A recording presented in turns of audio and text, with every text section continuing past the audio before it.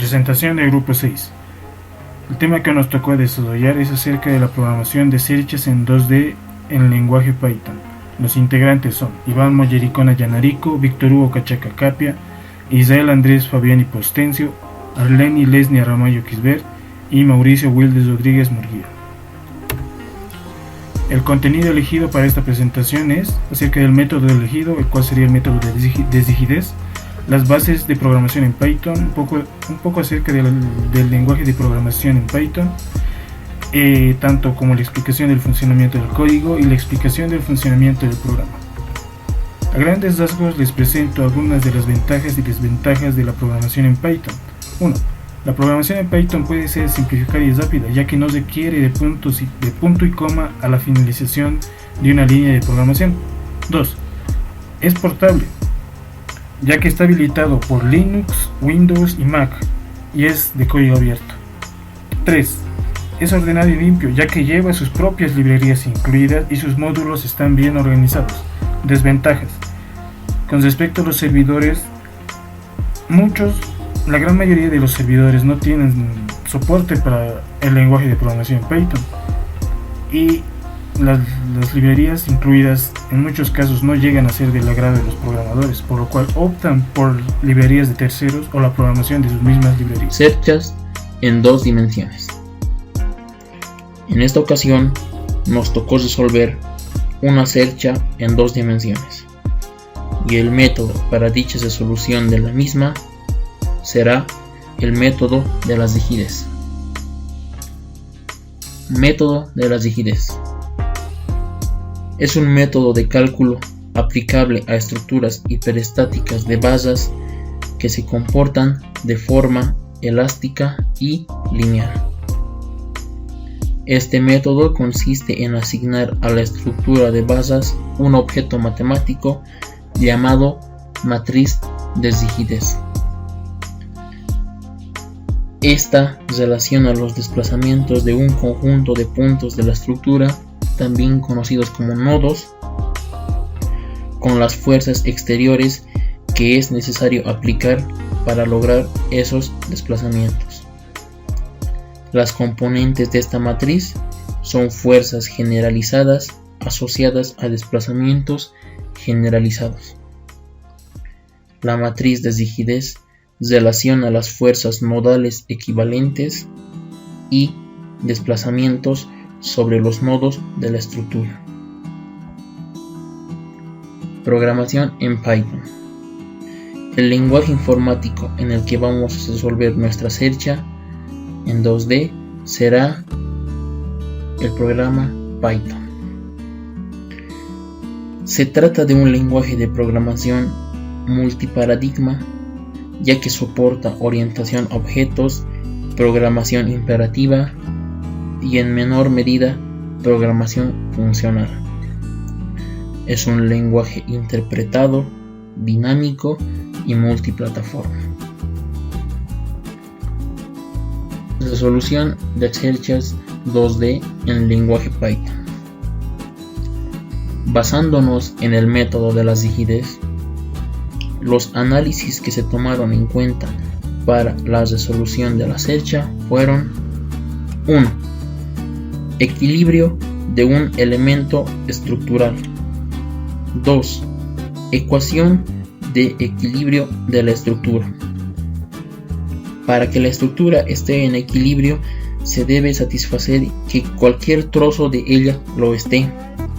Al haberse impuesto ya el equilibrio por separado de las distintas basas, basta con imponer ahora que todos y cada uno de los nudos estén en equilibrio por separado, a fin de garantizar que cualquier trozo de la estructura también lo esté. Esta consideración del equilibrio de todos los nudos llevará a la obtención de ecuaciones generales de equilibrio de la estructura en el método de las Digidez. 3. Relación entre las deformaciones de un nudo y toda la estructura. 4. Posicionamiento generalizado de basas.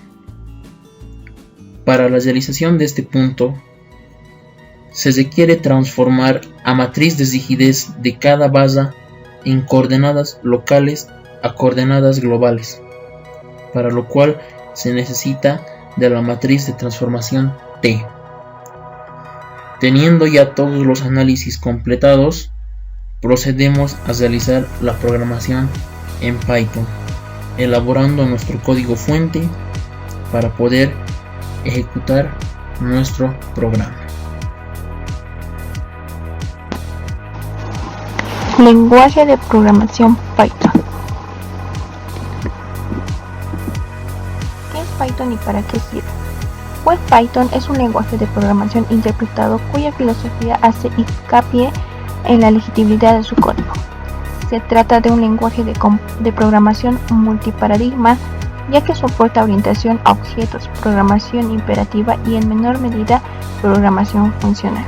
Para poder realizar programaciones en este lenguaje necesitamos de Anaconda. ¿Qué es Anaconda? Es una distribución libre y abierta de los lenguajes Python, utilizada en ciencia de datos y aprendizaje automático. Esto incluye procesamiento de grandes volúmenes de información, análisis predictivo y cómputos científicos. Nos ayuda para descargar las librerías necesarias para poder realizar la programación. En este caso utilizaremos dos tipos de librería. Librería NumPy. Esta librería es una librería de Python especializada en el cálculo numérico y el análisis de datos, especialmente para un gran volumen de datos. Incorpora una nueva clase de objetos llamados arrays que permiten representar colecciones de datos de un mismo tipo en varias dimensiones y funciones muy eficientes para su manipulación. Librería Matrix. Es una librería de composición asistida para el entorno basada en matrices combinatorias. El empleo de matrices de grados cromáticos como método de organización de la altura en la música no tonal constituye un procedimiento eficaz para la generación de materiales para la composición. En este artículo se describen las propiedades de una librería especialmente creada para el entorno de composición asistida PWGL, destinada a la generación y transformación de matrices combinatorias y a la realización de operaciones con conjuntos de grados cromáticos. El lenguaje de programación para una search en 2D. Lo que primero vamos a hacer es importar estas librerías que se hacen de la siguiente forma, para posteriormente pedir que nos ingrese el número de nodos, que se hace de esta forma, la cual vamos a determinar por un for union que va a crear un bucle que va a estar determinado y limitado por el número de nodos que introduzcamos que tengamos en la search, para posteriormente introducir el número de barras, que va a ser de la misma forma, solo que en este caso vamos a utilizar estas dos variables que son direct. Estas dos variables direct y direct2, las cuales nos van a ayudar a delimitar la matriz de rigidez más adelante. Luego nos pedirá las áreas. Definiremos una variable en la cual nos habla una lista, una matriz, en la cual se almacenan las áreas y la elasticidad.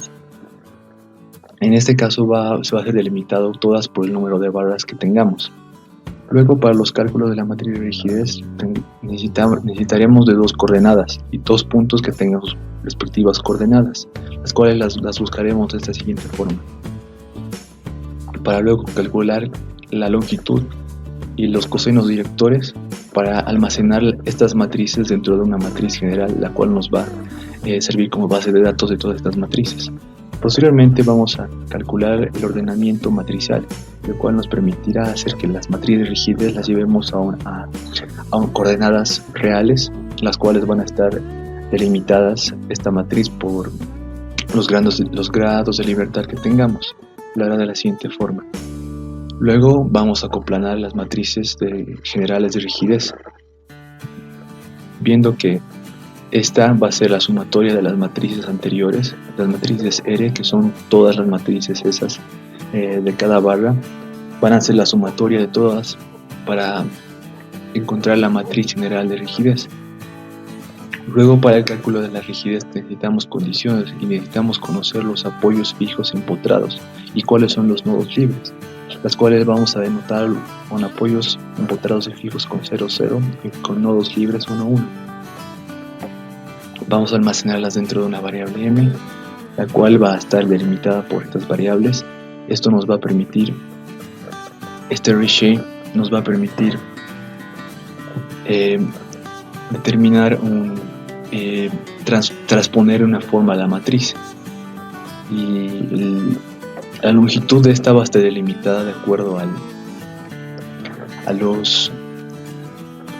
número de nodos, el número de nodos que se tenga. Luego vamos a imprimir, luego el vector de fuerzas, eso va a ser una variable en la cual vamos a tener que introducir de acuerdo a la posición en donde tenemos fuerzas. Luego en el cálculo de desplazamientos va a ser la multiplicación del nodo de fuerzas externas, los cuales anteriormente eliminamos los grados de libertad que están en los nodos con apoyos empotrados o apoyos fijos, empotramientos. Luego el cálculo de las reacciones va a ser igual a la matriz de aquellos grados de libertad o columnas de los grados de libertad que hayamos quitado. Las vamos a traer nuevamente para multiplicarlas por los desplazamientos totales para finalmente calcular las reacciones de los apoyos, la cual nos va a permitir elegir de esta forma la barra en la cual queremos.